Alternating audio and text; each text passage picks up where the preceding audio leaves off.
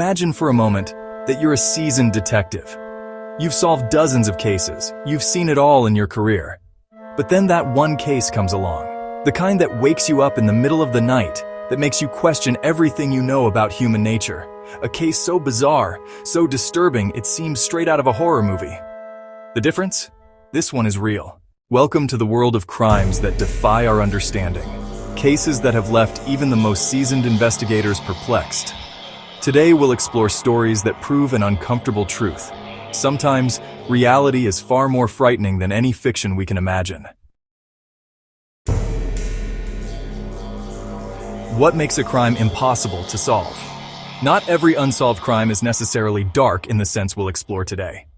Many cases remain open simply due to a lack of evidence, witnesses who disappeared over time, or inadequate technology at the time. But there is a special category, cases that seem to defy logic itself. These are the crimes that present elements so bizarre, so inexplicable, that even decades later they continue to torment investigators. These are cases where every clue leads to a dead end, where each theory is stranger than the last. What sets these cases apart from others? Generally, they share a few common elements. Impossible circumstances. Situations where the crime seems physically impossible to have happened the way the evidence suggests. Total lack of motive. Cases where we simply can't understand why someone would do that. Contradictory evidence. Clues that don't add up, that seem to tell completely different stories. Apparent supernatural elements. Aspects that make even skeptics question whether there is anything beyond rational explanation. Chapter 2. The Dyatlov Affair. When the Mountain Keeps Secrets. An expedition turned into a nightmare. February 1959. A group of 9 experienced skiers from the Soviet Union set out on an expedition in the northern Ural Mountains. The leader, Igor Dyatlov, was a veteran mountaineer of only 23 years old. The group was well prepared and experienced, and the route, while challenging, was not considered extremely dangerous. They never returned. The macabre discovery. When rescue teams finally found the abandoned camp, the scene was disturbing. The tent had been cut open from the inside. The occupants had literally ripped the fabric to escape, leaving behind their clothes, shoes, and essential equipment. In the middle of a blizzard with temperatures as low as -30 degrees Celsius, -30 degrees Fahrenheit. But that was only the beginning of the mystery. The bodies were found scattered for miles around.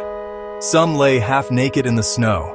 Others had massive internal injuries, broken ribs, fractured skulls, but no external signs of trauma.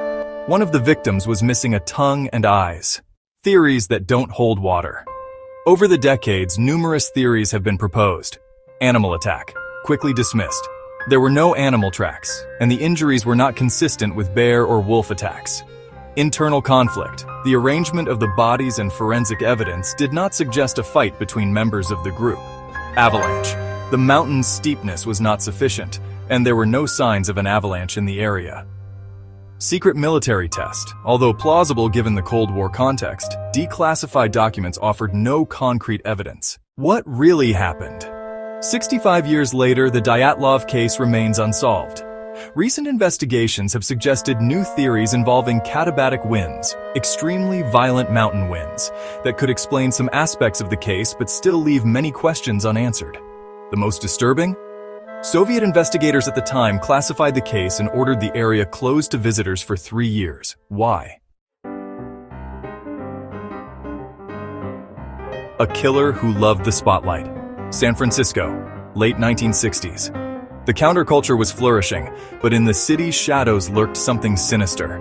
The Zodiac Killer wasn't just a serial killer. He was a performer, a provocateur who turned his crimes into a macabre public spectacle. The disturbing modus operandi. The Zodiac wasn't content with just killing. He sent coded letters to newspapers, mocking the police and demanding that his messages be published.